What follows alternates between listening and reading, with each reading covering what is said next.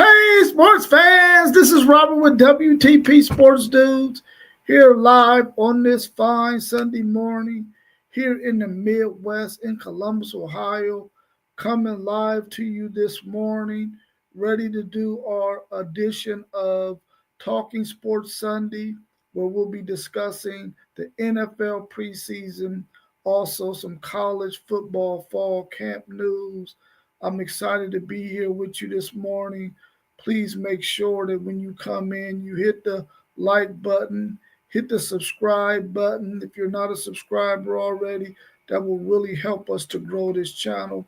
We're really trying to bring as much content to the people as possible, especially since we are entering into the football season, the season where, we get super, super excited about football and our teams and who they're playing, who they're competing against, whether it be little league football, whether it be high school football, whether it be college football, or whether it be the NFL.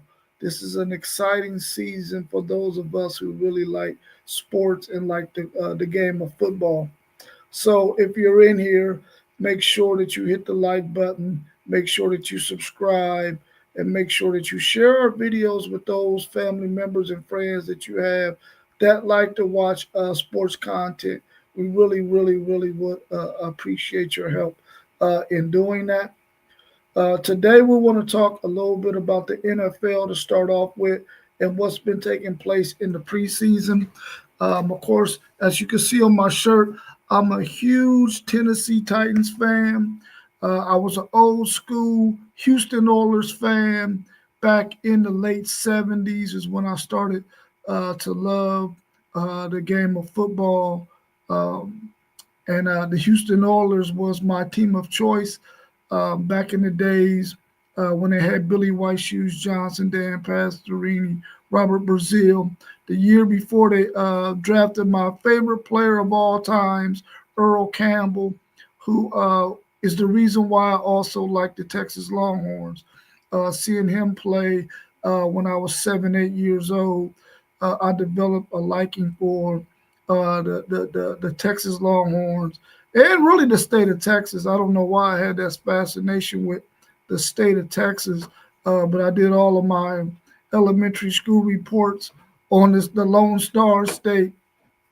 So I really had a love for the state of Texas, even though I live in Columbus, Ohio.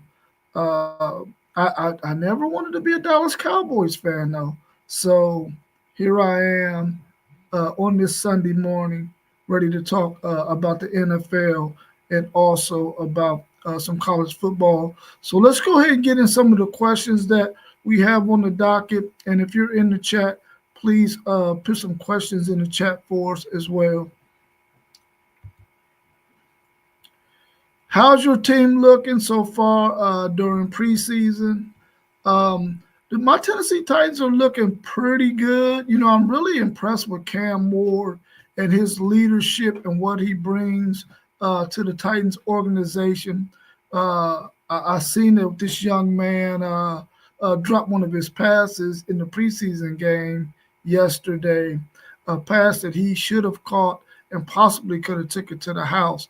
Um, but when you have a great leader, and even though Cam Ward is a rookie, he knows how to command the team. He works hard. He's in there at 5 a.m., the first one in, the last one to leave.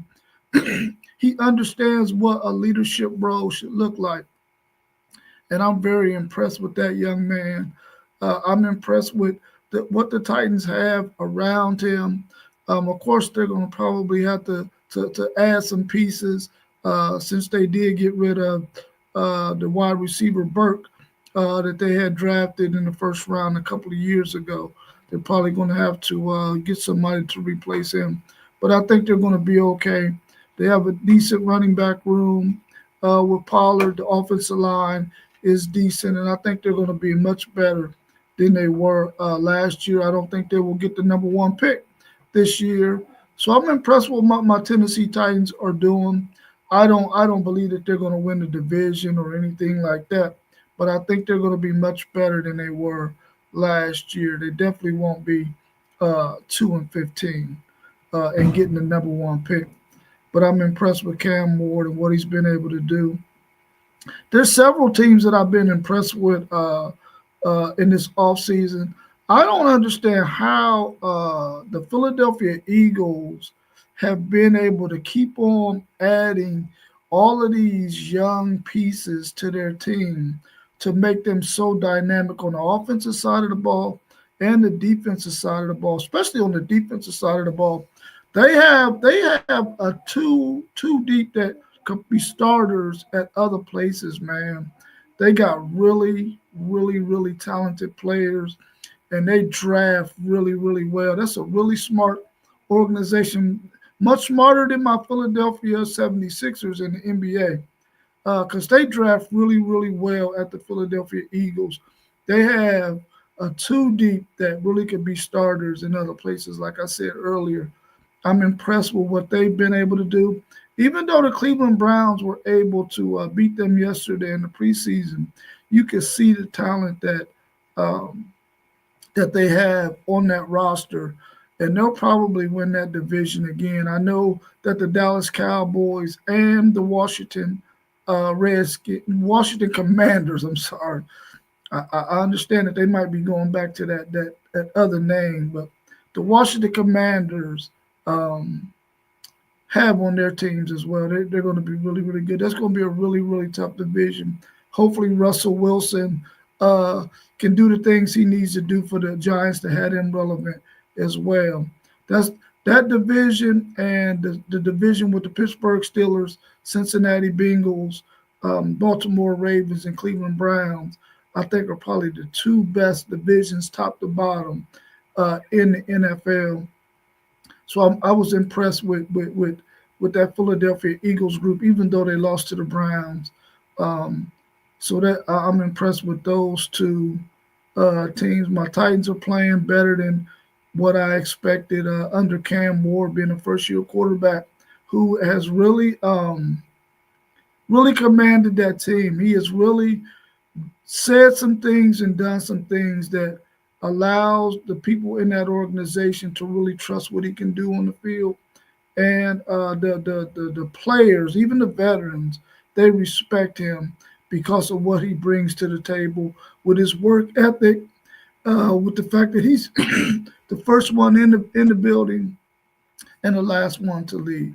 And everybody who plays sports, you want a guy like that on your team leading you in the organization.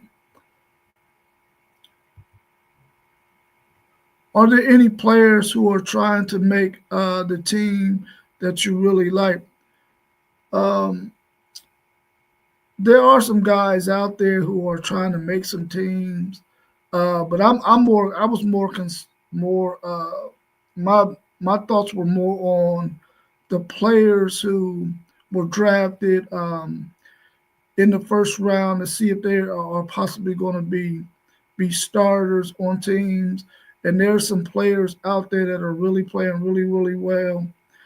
Travis Hunter played really well on the offensive side of the ball. I think that's mainly where they have him playing. He played really well in his preseason game. Yes, the other day. Um, I'm impressed with what Shador Sanders did in Week 1. Hopefully, he can come back from that abdomen strain and be able to give Cleveland Browns a real strong push at that quarterback position to vie for a starting role with the Cleveland Browns.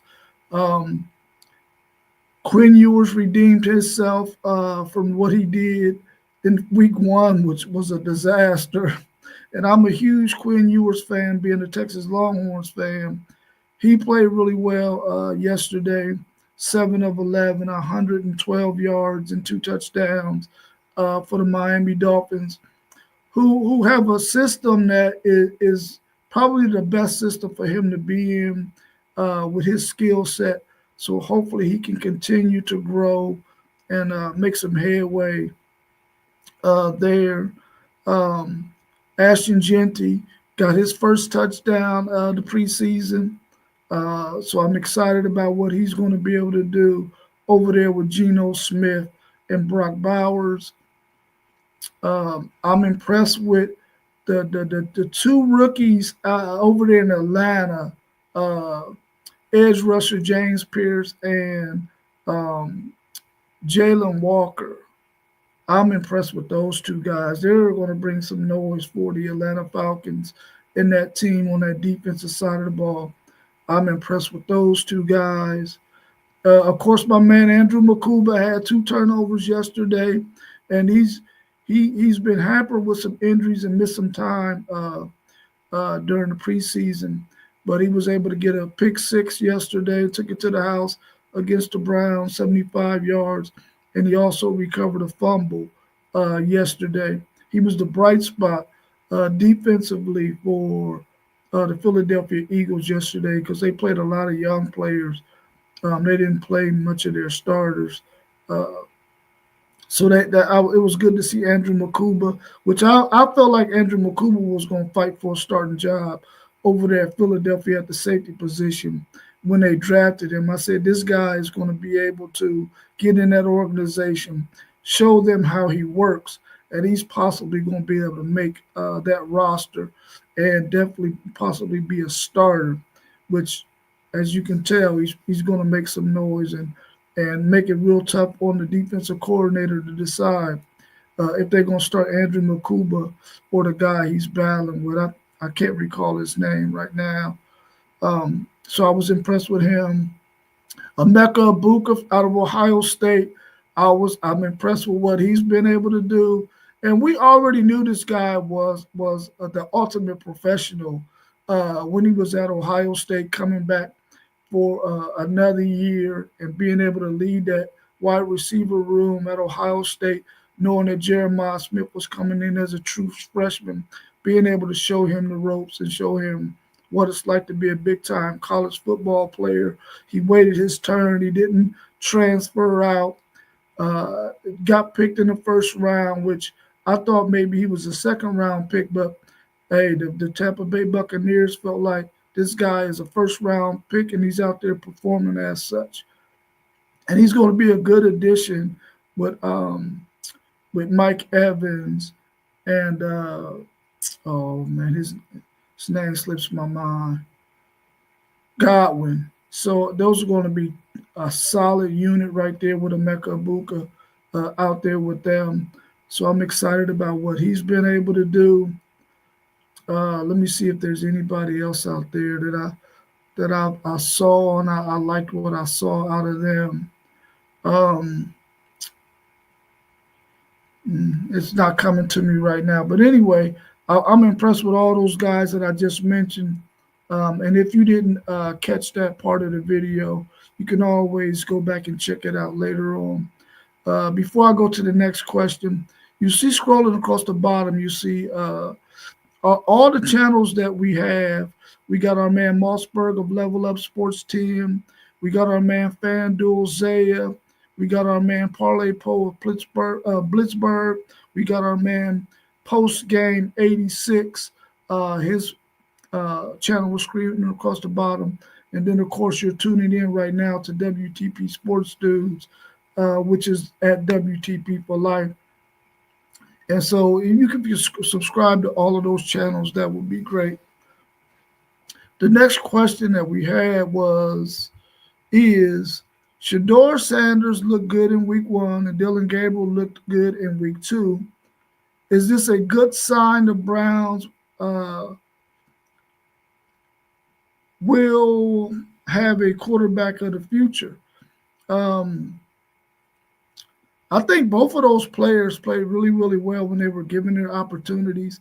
It was good to see Dylan Gabriel get out there yesterday. Even though he has a slight hamstring, he was still able to step up in the pocket, extend some plays a little bit, and find guys on some of those crossing routes, some of those slant routes, keeping his head up.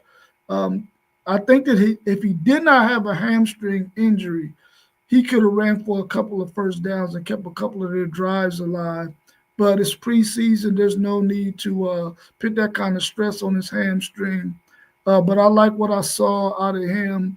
He probably should have threw away that ball on that pick six. by Andrew McCool. Probably should just do that in the stands and had an opportunity to play another down.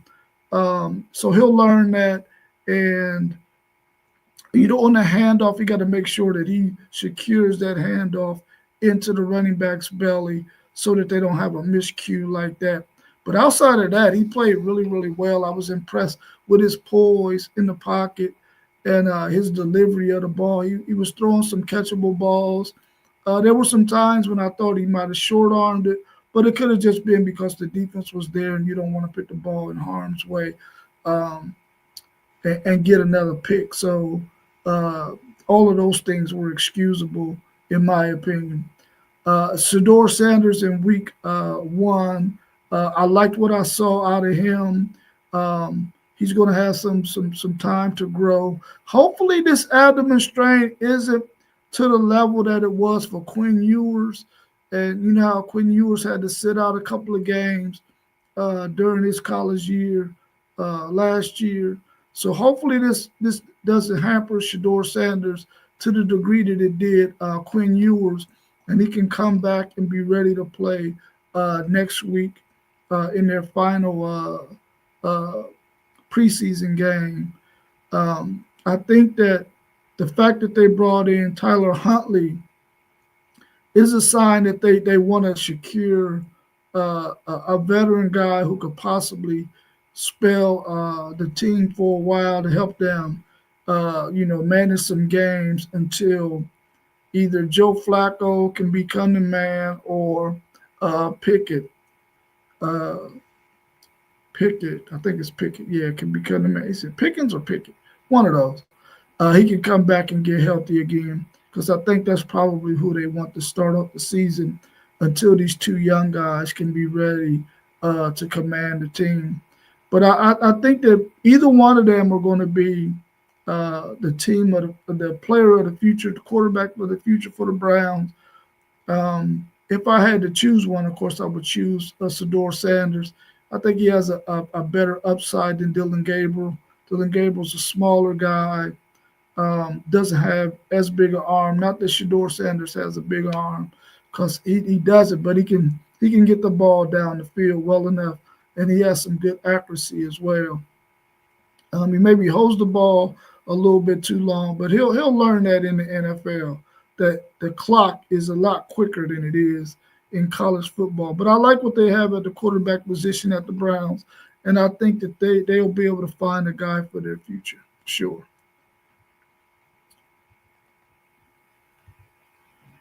Another question that we have. The NFL has a nice model they use when teams go scrimmage their preseason opponent for 2 days, and then they go and have their preseason game. Will we see scrimmages in college? Um, I really like that model that the NFL used. They know I got okay. Well, we got a preseason game this week. Like you say, for instance, the Cleveland Browns. They know they go into Philadelphia to play the Philadelphia Eagles. They get there and they have two scrimmages, uh, practices together, and they go over some things, and then they have their preseason game.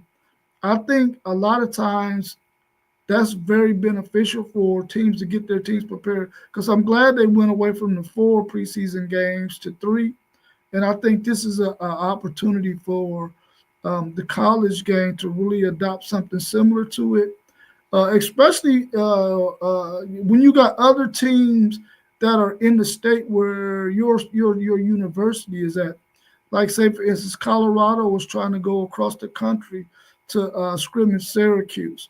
Of course, the NCAA didn't allow that to happen.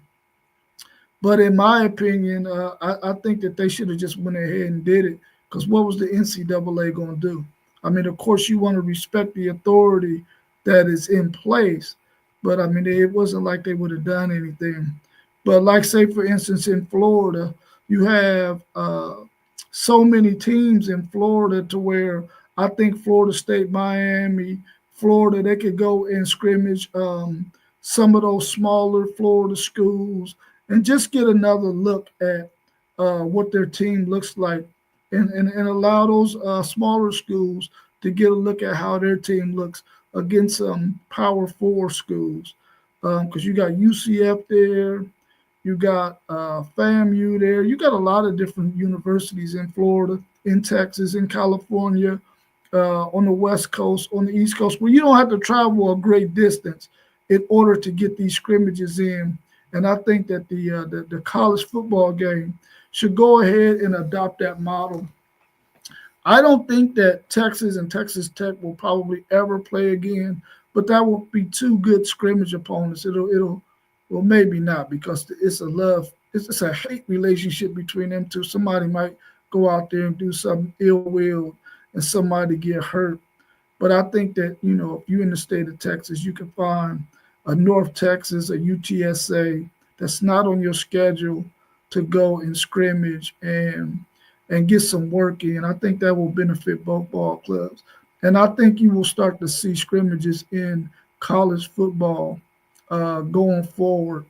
As soon as teams just go ahead and realize that it's in the best interest of the teams to be able to do that. Um, and I think you'll start to see that here in the near future.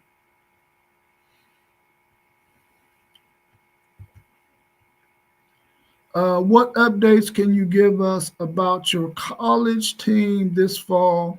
Well, yesterday I did a video, and you can go check it out on Texas's second scrimmage that they had. Um, so if you get a chance, you can go check that one out.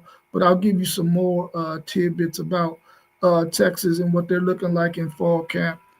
They got a really nice three deep at the defensive tackle position. They got a solid six guys that they can rotate there.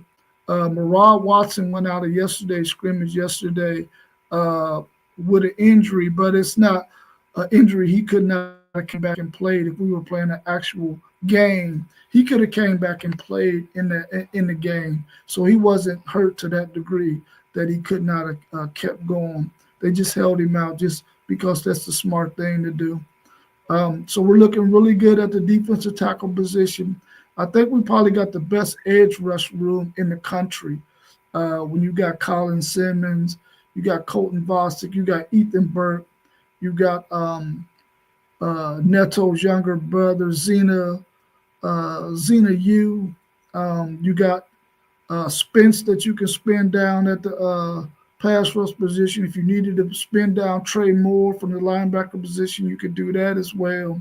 They got a lot of guys that they can really rush the passer. Lance Jackson is going to be a monster in the future. He's a true freshman. So their edge rush, defensive end room is probably, like I said, the best in the country. And if those guys stay healthy, they're going to be a heck. They're going to be a lot to deal with. And then also Justice Terry, who is a true freshman as well. Him and Lance Jackson, they're going to find their way on the field to where they're going to get several plays a game so that they can get their feet wet, especially in those games where we played it in our non-conference after the Ohio State game. Those next three games, they're going to have an opportunity to really get some burn, and you're going to be excited at what you see there. In terms of some other teams and from the other fellas that's on our channel um, that you see scrolling across the bottom, my man Mossberg of Level Up Sports 10, FanDuel, Zaya, Parlay Poe, uh, Post Game, and myself. The Florida State Seminoles, they're trying to rebound from what they did last season, going 2-10. They're looking pretty good over there with they got a quarterback that transferred in, so they're excited about that. But they also got a young quarterback that they think will be able to get some playing time, so that they can have a quarterback that they can rely on if Castellano gets hurt. They got some receivers. They got a good offensive line. They got a good defensive line. They got some edge guys. The biggest concern is there two new coordinators? Is Malzahn going to be more run heavy, uh, which we believe he will be because that's his MO, and will their defensive coordinator be able to have his defensive backs uh, engaged and ready to make some noise because they got some talent on that Florida State team. And if you get a chance, you can go back and watch Mossberg's on Level Up Sports 10, his preview of his Florida State Seminoles. As far as the Ohio State Buckeyes, we did that preview yesterday, so you can find that video as well with our man FanDuel Zaya. We did that yesterday morning, where he gave us a whole lot of insight, some great content on his Ohio State Buckeyes and how they look, especially at those positions where they lost a lot of their talent. Well, a lot of their uh, uh, seniors who decided to go on to the NFL. Their two edge rushers. They lost a defensive tackle as well. And he said they're looking really, really good at all those positions.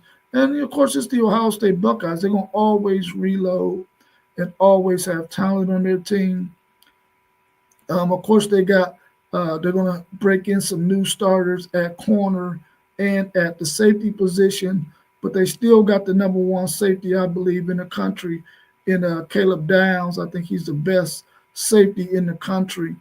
And I think that if their new defensive coordinator, Mike Patricia, can get those guys up to speed with his style of play, and that they don't make too many changes to what they've done in the past, they should be really, really good on defense.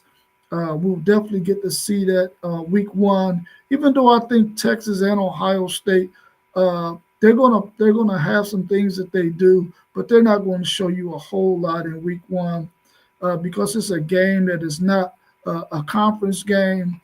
So the loser, even though it's a loss, it's not a huge loss uh, because it's the first game of the season one, and then it's a non-conference game. So I think both of those teams are going to hold back a lot and save it for when they get into conference play. But as far as Ohio State offensively, they have a really good wide receiver room. They still got a quarterback not controversy competition going on between King Holst and Julian Sang. And we believe that Ryan Day is going to announce who his starter is going to be tomorrow, which it will be Monday. So we'll know who's going to be the quarterback getting those first team reps when they put in their install for Texas in game one. I'm hoping that it's Julian Sang. I think that he gives them the best chance to win. And I think that he should be the guy that starts at that position. But we'll find out on Monday from Ryan Day if that's the case. Of course, we already know what their wide receiver room is like. They got the best wide receiver in the country in Jeremiah Smith, in my opinion. And I think he's going to have a dynamic season this year again as a true sophomore. Their offensive line, they're doing some patchwork there. But like I said earlier, it's the Ohio State Buckeyes. They're going to always have guys in that organization that's going to be able to plug and play. So I don't have any concerns about the Ohio State team being ready for this 2025 season. Also, our man Parlay Poe is a Michigan fan. And those of us out there who got to see the ruling and the punishment for them, we shouldn't have expected anything any different than what they got. They already had suspended Harbaugh 2 years before when they won the national championship. So they had already got out in front of it. And if you don't already know, the NCAA really doesn't have the teeth that they used to have. I mean, when you look back on it, you think about the situation with the University of North Carolina, with they had that academic scandal that they had, where they were fixing grades and all that kind of stuff. What did the NCAA do to them? Next to nothing, right? Then when you go back and you look at what took place at Baylor with all that whole rape scandal stuff, what did they really do with that? They got rid of the coach, but what else was really done by the NCAA? You know, if you think that sign stealing is worse than grades and worse than Now they all are bad. They all are considered cheating, but I mean, there's levels to this thing. If you think that that is bad, and you know they should have done something to North Carolina, they should have done something more egregious to Baylor, and then when we get to Penn State and the whole situation with Sandusky, I think that's his name, and what he was doing at Penn State, you know, and the NCAA really didn't do a whole lot to those teams. Now they did do a lot to USC when the whole thing with the running back Bush, you know, had him vacating those wins and things like that. But now when you look at it, I mean, nobody's really thinking about that. And USC is already rebounding. So the NCAA understands that, listen, this is a money thing right now, and we don't want to mess up this product that we got that's bringing in all this money. So they're not going to be punishing teams to the degree that we expect them to as fans. So I don't think anybody should be too upset about the fact that Michigan only got a fine and that their coach has to serve one more additional suspension of a game. I mean, what else were we expecting from the NCAA? So of course, like I was saying earlier, Parlay Poe is a Michigan fan, and he's excited about what they look like defensively. He's not 100% sure on what they're going to look like offensively, but he does know they're going to run the football really well with the running back they got from Alabama. They got a quarterback competition as well. Uh, Between the guy Davis, who was there last year, whose parents didn't want him to play last year, which I think hurt him because he had an opportunity to play for Michigan last year to get him some experience. And him not doing that because of at his parents' request, I think that really hurt him. And then of course the Superman Underwood, who they spent a lot of money to get there at Michigan. Eventually, I think he's going to be the starter if he doesn't start off as the season as the starter. But I think they think they're in pretty good shape because their defense is going to be really, really good. And then we got our man post game who likes the Notre Dame Fighting Irish, and they have a quarterback battle as well between C.J. Carr and Minchie, and he believes that Minchie is going to win that job. Minchie has the better legs and probably gives them a much more dynamic offense because of the fact that he had legs and he can throw the ball fairly decent as well. And we all heard that CJ Carr had 4 interceptions in one of their practices, and that's never good. But in his defense, the Notre Dame defensive backs and their defense is going to be lights out. Now, every team that I just named outside of Florida State are going to have really, really good defenses. Texas is going to have a really, really good defense. Notre Dame is going to have a really good defense. Ohio State is going to have a really, really good defense. And Michigan is going to have a really, really good defense. So all 4 of those teams, their defenses are going to be really, really key for them as their quarterbacks because I think all of them are starting a first-year quarterback are really going to be key for them, especially early in the season while their quarterbacks are trying to get up to speed. But I'm excited about this Notre Dame team. They got a really, really good offensive line. They got a two-headed monster at running back. They got some really good receivers.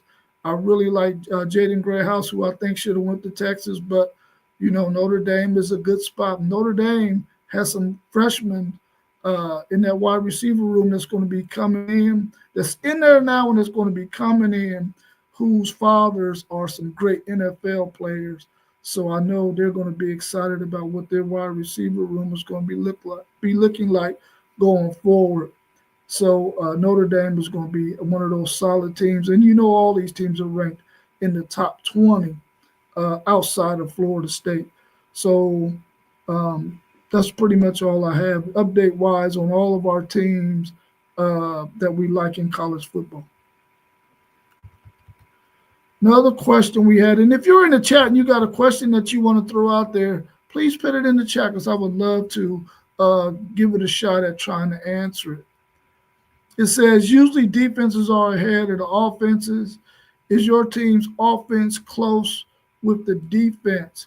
Well, in the first scrimmage, our offense had some troubles, uh, and we know our offensive line is trying to gel right now. I'm talking about Texas. For those of you out there watching, um, Texas's offensive line was a work in progress. But like I told them on the show the other day, um, Steve Sarkisian and Kyle Flood are going to get that offensive line to where they need to be going into the season. They're gonna run offense and schemes that are best suited for the talent that they have on the offensive line. And we were able to see that in yesterday's scrimmage that the offense played a lot better in scrimmage two than they played in scrimmage one. They were able to run the ball a lot more effectively.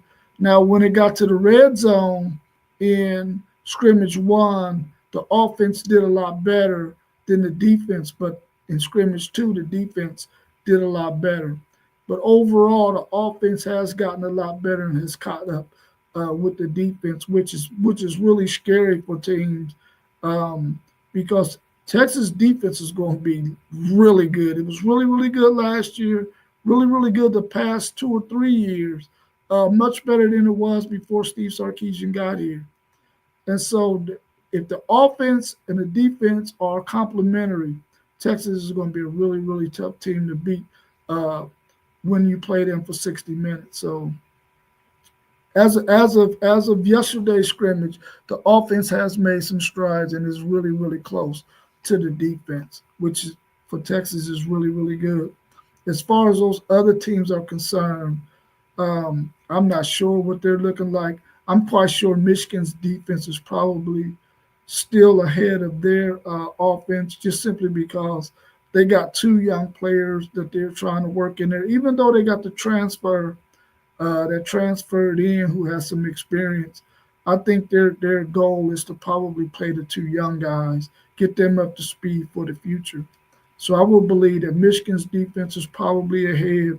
Notre Dame's is probably pretty even because they got a good offensive line, they got good running backs, they got good wide receivers.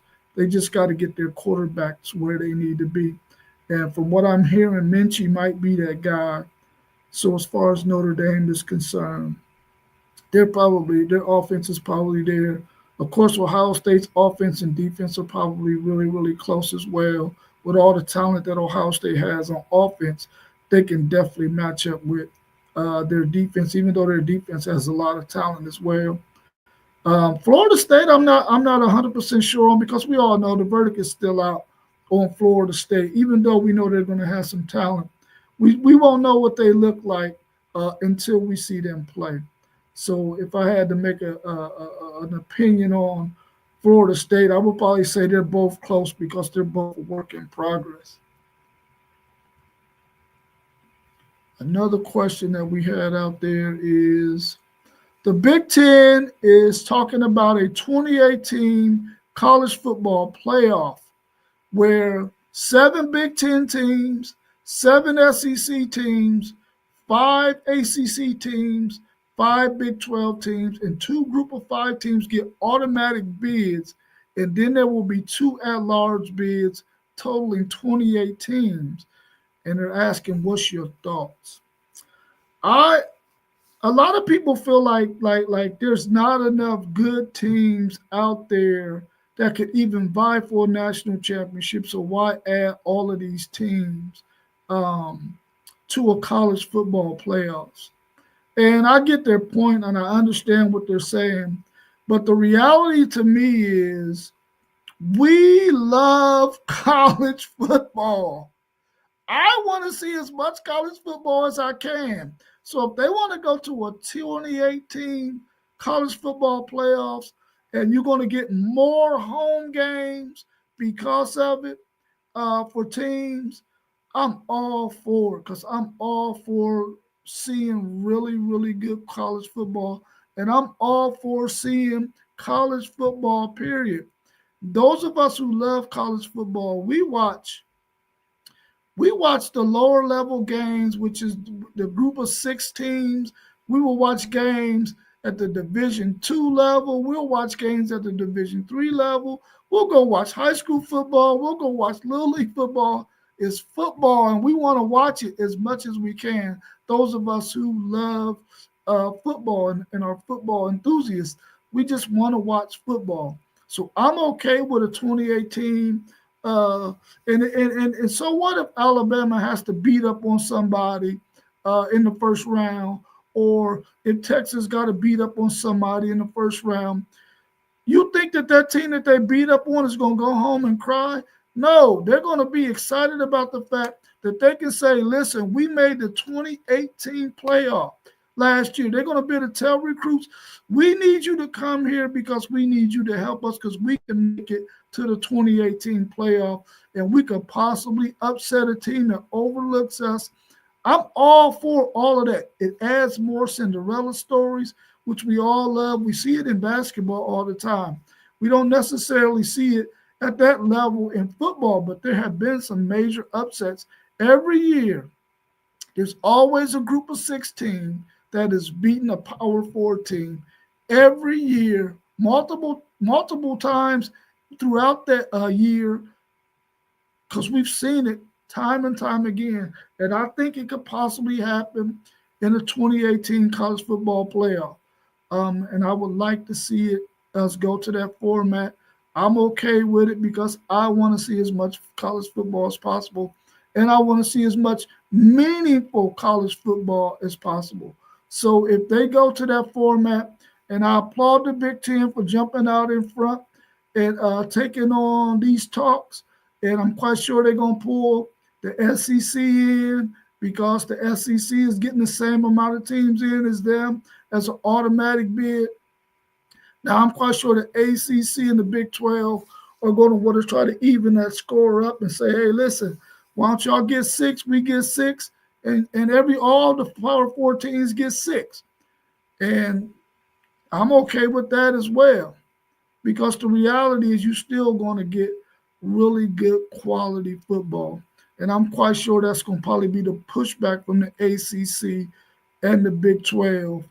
The group of 5, once the Pac-12 gets back up and running, they're probably going to want more than 2 teams as well.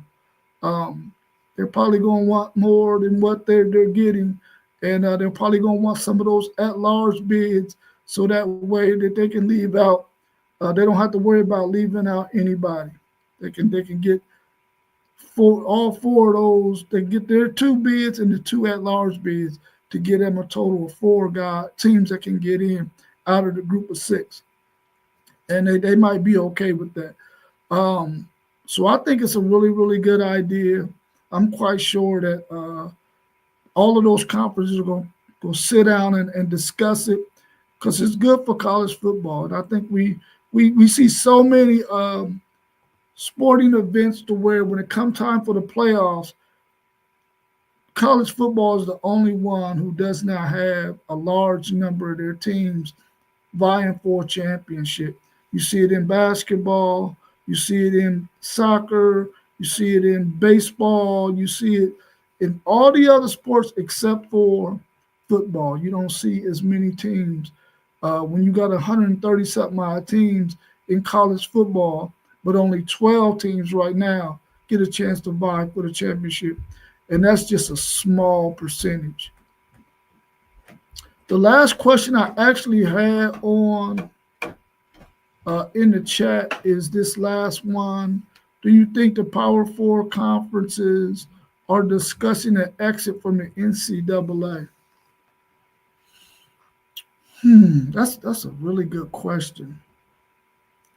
If they're not having discussions, they have thoughts in their head that it's time to move away from the NCAA. There's no need to have a governing body that is not going to punish people for wrongdoing. Uh, I mean, in the case of Michigan, a lot of people feel like they should have got more than what they got. I wasn't one of those people. I felt like, I mean, everybody is trying to gain an advantage. Now, I don't agree with sending somebody on somebody's sideline if that's what they did to try to record signs and stuff.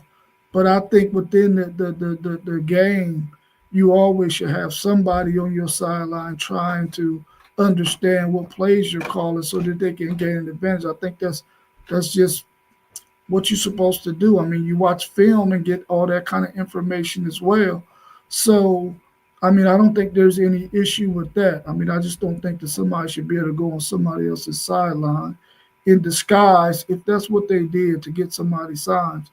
But I just think the NCAA has had opportunities to do the right thing, and because of financial greed, they have not done that. They had a chance to get out in front of NIL, put something in place, but they didn't want to play the players at all.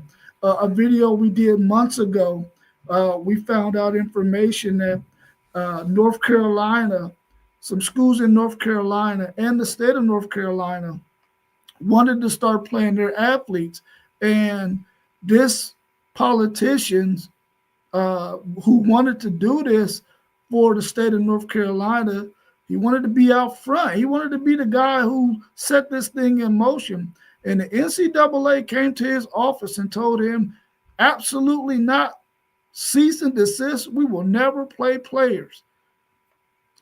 5 years later, what we looking at? We're looking at the NCAA had a chance to do the right thing, to get out in front of this thing. And even now, even though they're paying this buyout or whatever it is with the 2.8 million to each team, um, they had an opportunity, man, to really be able to set things right, and then the NCAA could be in a good position today had they done what they needed to do when it was time for them to do it.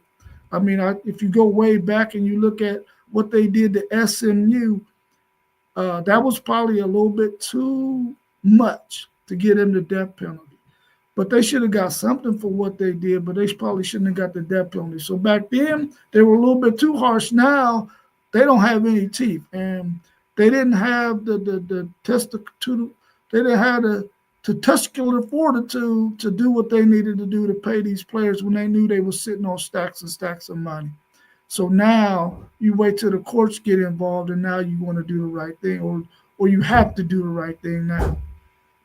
And I think the NCAA has had many opportunities to do the right thing. So if I'm a Power Four conference commissioner, I'm placing phone calls to all of the other Power Four commissioners, to all the Group of Five commissioners, and I'm saying, listen, I understand that we need to get together and we need to start writing rules and laws and punishments for some of the things that might take place in our game so that we can be ahead of it.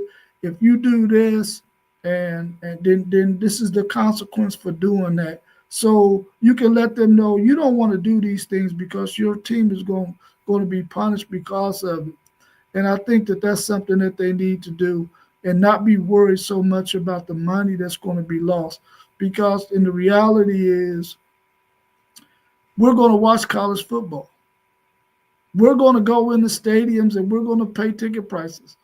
Um, it's just the way that it is. We love to be entertained by the game of football. So I think that all those Power Four conferences, if they haven't started discussions, which I'm quite sure they've closed the door in certain situations where I'm quite sure the Big Ten commissioner has had a conversation with the SEC commissioner and had some conversations about getting away from the NCAA. I'm quite sure that the ACC and the Big 12 commissioner has had some conversations about, hey, what can we do to better our conferences? And maybe we need to get away from the NCAA. I'm quite sure that they're all doing those things because the reality is the NCAA has had its opportunity to make some things happen, and they just have not done it. And because of it, they have lost their leverage, they have lost their teeth, and they're not being taken seriously.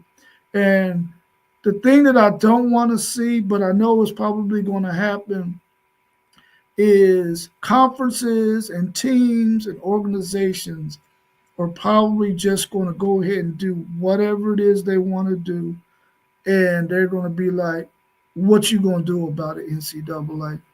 And I don't like for necessarily rebellion unless you physically harming somebody. Then of course they should rebel. But I think that those organizations should be able to sit down and iron out whatever those differences are, so that they can have some common ground that they can work from, instead of having mass mutiny. But I'm quite sure that organizations and teams and conferences are going to start doing whatever it is that they want to do, and they're going to tell the NCAA what you're going to do about it. Which we already know that the NCAA is not going to be able to do anything about it because they ain't got no teeth.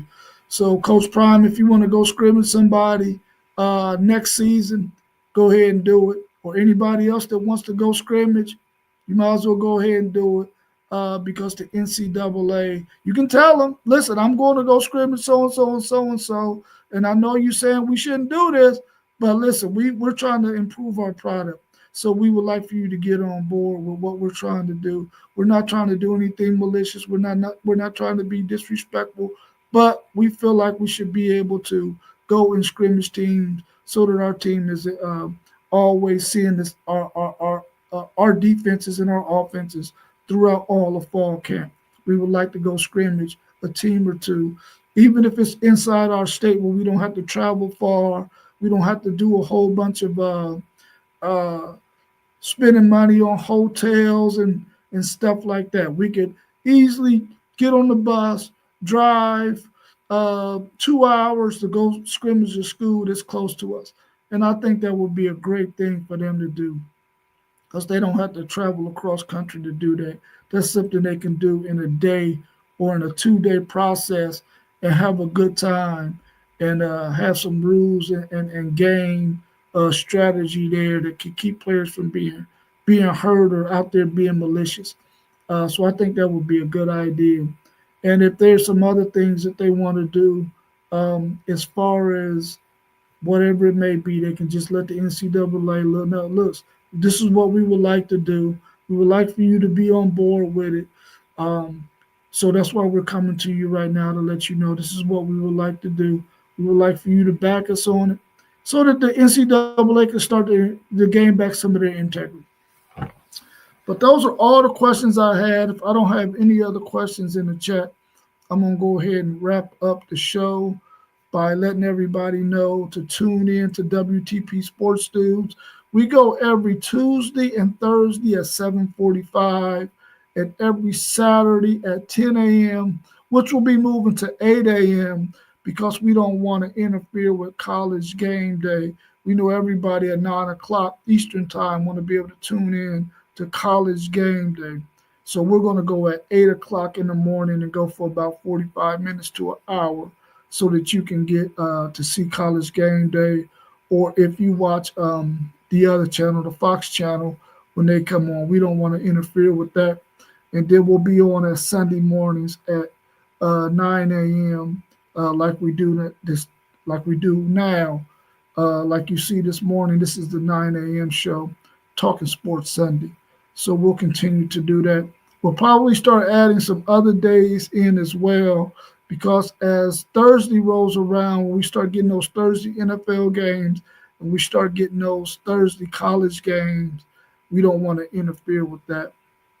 And of course, Monday Night Football might be another day that we're off, but Wednesday might become a prominent day for us here during the football season. So always be looking out for notifications from YouTube on our channels, WTP Sports Dudes, Level Up Sports 10, FanDuel Zaya, Blitzburg, and Post Game Podcast, which you see strolling across the bottom. Please make sure that you subscribe to all those channels, share our videos. Please like and subscribe. Pick comments in there. Let us know how you think we're doing, how we can improve, what we need to do to grow our channel, because we really, really, really love doing what we do. But we want to do it to the liking of the people who support us, the fans who watch us, and everybody out there that likes to watch football shows or sports shows. So we appreciate you tuning in. I thank you so very much. Please remember to hit that like button before you go out, and also leave a comment if you would like about how well you think we're doing. I appreciate you all for tuning in. And until next time, peace.